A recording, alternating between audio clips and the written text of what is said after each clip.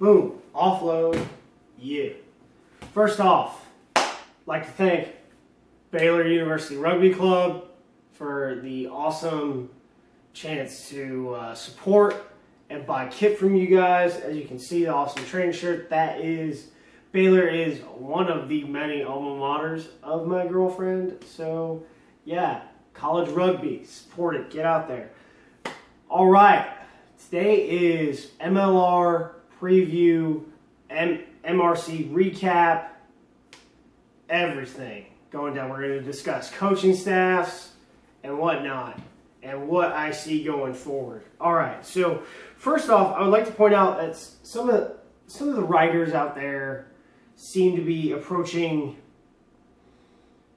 MLR and the Major Rugby Championship as still partially club rugby. Like, the MRC was club rugby. Major Rugby Championship was just qualifying cup matches that got teams that were participating in the D1 National Championship pathway to the minimum, I think it was 10 matches that you had to play without, like-minded clubs who were saying, hey, you want to have a friendly? Yeah. So they had friendlies and they called it something. That's it. Like, there was nothing else. So we're going to get into that. So the majority of these teams won't look the same as they will next year. First week in May, Major League Rugby put out its first official press release. The press conference will happen, I think, at the end of June. That fully launches this thing. And the stakeholders, they're still talking 10 teams. Okay? We heard talk of 10 teams about beginning of April. And at this point, Chicago is still in, as the stakeholder. So right now, you have Austin Huns, Glendale Raptors, Seattle Saracens, Rugby Utah, Kansas City Blues, Houston Strikers, Dallas Griffins, New Orleans RFC, and Minnesota Tornadoes Rugby. So that's an LLC that will fund either the Minnesota Tornadoes or maybe Metropolis. We're hearing words of Metropolis RFC fielding a professional side. So we'll see. We'll be going forward at the press conference coming up. So I think only the Austin Huns and the Glendale Raptors will really look similar to how they look now. The other teams that will look relatively similar, I believe, will be the Seattle Saracens and Rugby Utah. So Rugby Utah is kind of cool. They're a provincial select side, similar to the way the old super franchises were. You had like 10 clubs feeding into, Super Rugby, and it's really not like that anymore. They're more de facto, like on their own. They don't pull up. They have their own academies and whatnot. So let's get into our recap of the Major Rugby Championship. The winner of the Major Rugby Championship and undefeated in MRC play were the Glendale Raptors, and man, did they whoop everybody. Okay, so a couple of cool scores to look at with them outside of them within MRC play, and this is, the Huns were the second closest team to them, and within MRC play, Glendale beat the Huns 41-10 and 45-15. They also played before their last two matches were against the NorCal Pelicans just this last weekend, which were a select side somewhat from NorCal. They beat them 88-5.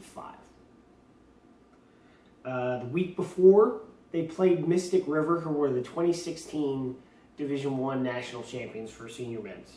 Beat them 21-16.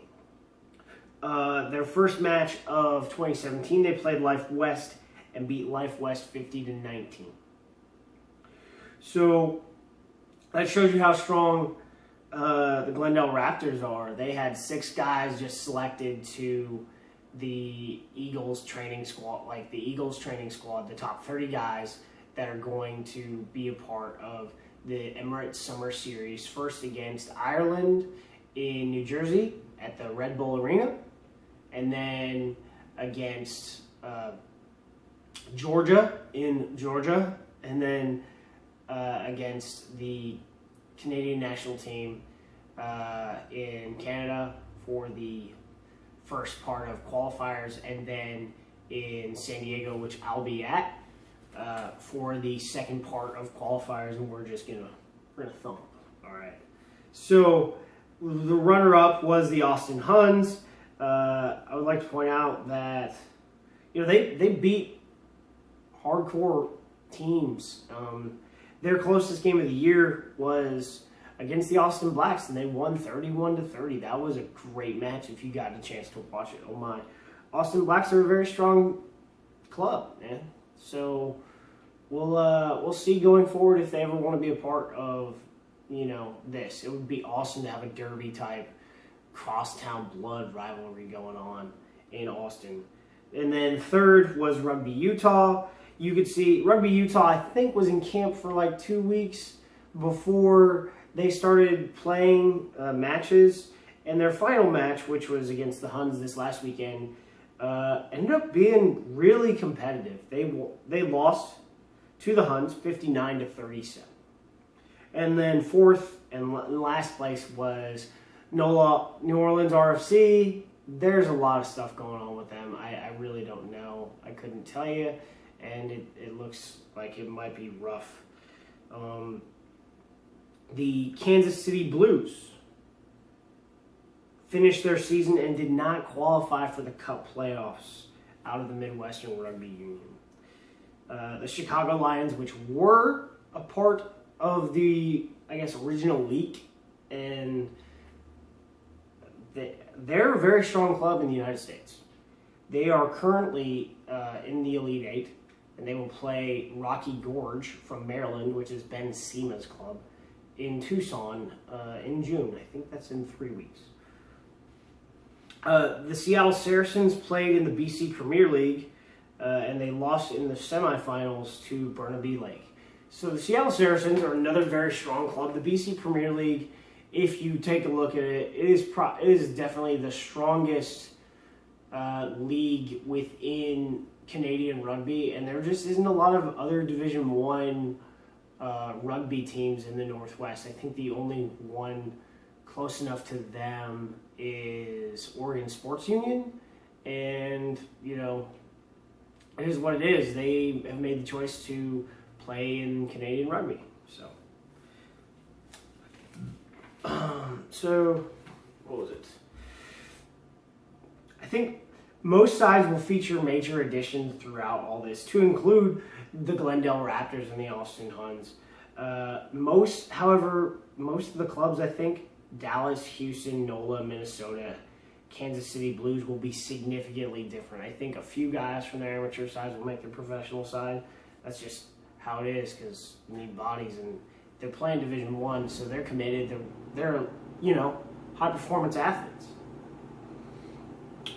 The example to follow seems to be Houston's with what they're doing. Right now they're building out their coaching staff. They hired Justin Fitzpatrick away from Seattle. They also hired Sam Windsor as their backs coach away from Seattle. Sam Windsor has a few more playing years in him, and he'll also be playing fly half for a little while. Matthew Truville was hired as the academy director. And back to Sam Windsor.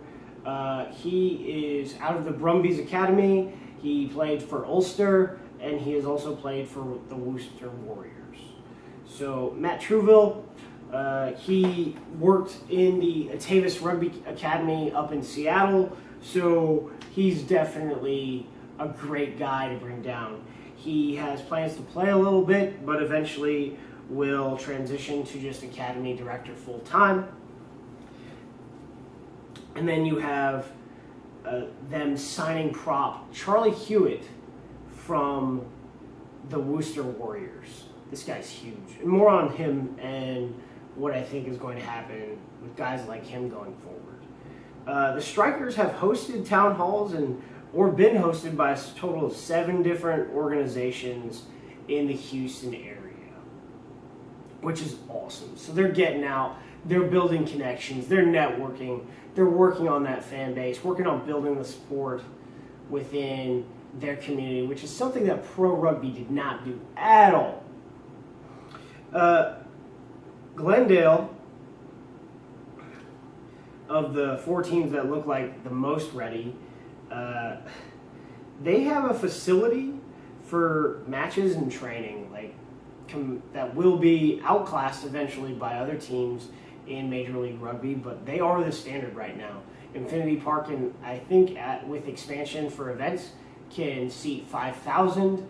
There's multiple rugby pitches and full new state-of-the-art press areas. They have strength training facility. They have everything there in Glendale, Colorado. Mark Bullock is their director of rugby. Dave Williams is the head coach. Kieran Brown is an assistant. Robbie Daw is an assistant. Niku Kruger is an assistant. And Nico Rittner is their strength coach.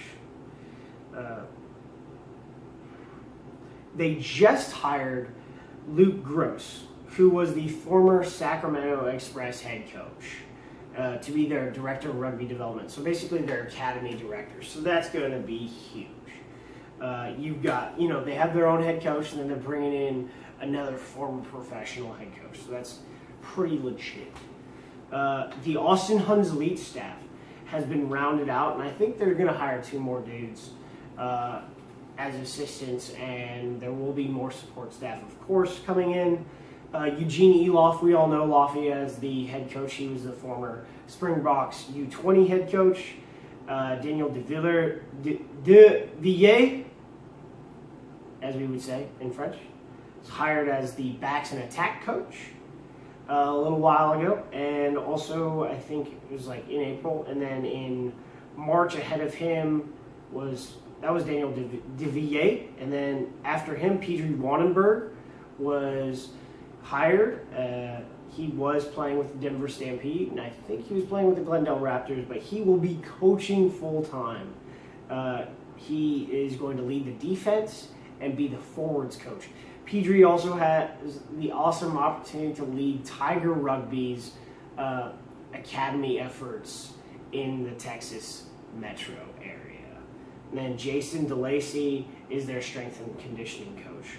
Rugby Utah hired Blake Burdett as its head coach, Ben Nichols as the assistant, and Jason Hoke as the manager, as I've talked about a little bit earlier. And again, like I said, they're using the older provincial feeder system that the Super Rugby originally used 20 years ago. And also they've developed and rounded out into form because they were getting their butt beat by the rest of these MRC teams earlier in the season, but their final match against the Huns was 59-37. And yes, the Huns are a little banged up, that's real, but they were able to put on that score, so that's good. Seattle, their website really doesn't help me out, but since Fitzpatrick was hired by Houston, he has since withdrawn and moved down to Houston and taken part of all of their town hall activities and putting in the program.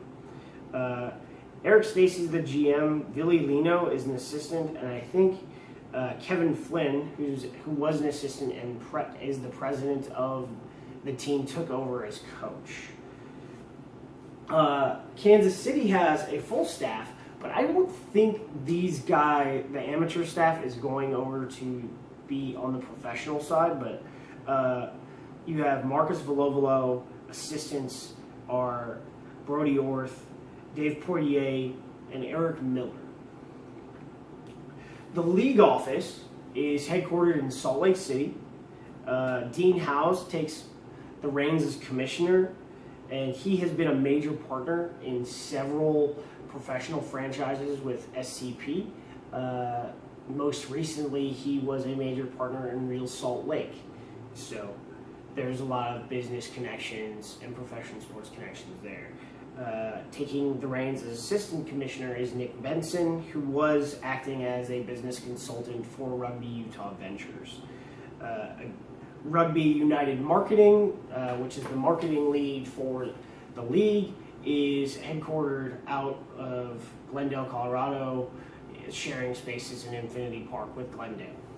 And Diana Anderson is the director of marketing for Major League Rugby. So one of the things that I want to talk about is Tier 1 players who get stuck in the system. So Charlie Hewitt, this dude's a monster. He's 22 or 23, I think, and he's 6'7". He is a freaking beast. But here's the problem with him. Not really with him specifically. England's depth at lock is ridiculous. Worcester's depth at lock within their academy system is ridiculous. They've got these two giants behind him that are probably would be pushing him out because they're just younger. And so I think you're going to see a lot of, Tier 1 players, especially from Northern Hemisphere, that get stuck within not necessarily their own academy system or their own team system, but just aren't able to make it on the national side. So they'll come over here early, like 21, 22, maybe 23, play here 5 years since that the eligibility rule for World Rugby was changed to 5 years, and then be able to push competition for an Eagles spot.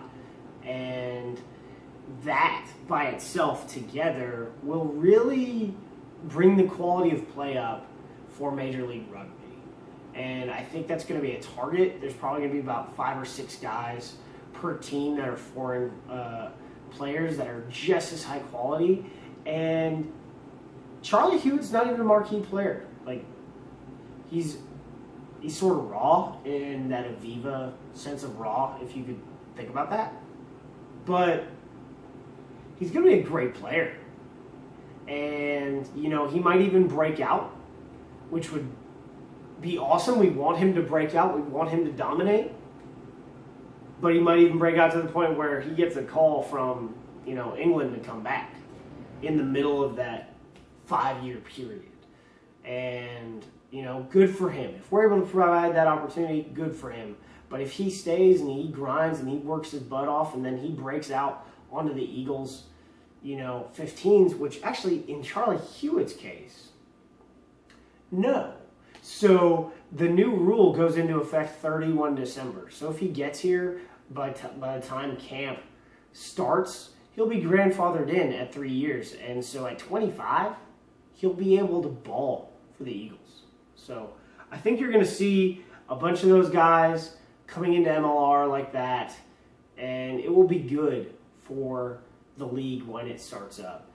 If you're looking at wondering about salaries, there's no real information about that, but I think it's going to be at the level of Pro was at the start of the season, so full contracts, rather than where Pro was at the end of the season, because some of the guys that they brought in for injuries were they were making match fees. So I think you're going to see good contracts. What I'd like to see is, not the like $6,000 that minor league baseball players make, but I would like to see $20,000 to $30,000 plus favors in kind for the minimum level of pay, because that is enough to eke out an existence without much of a support structure. So I like what I'm seeing. So if you're a member of Major League Rugby, I'm behind you. The American rugby community wants you to succeed, and so we're all rugby united,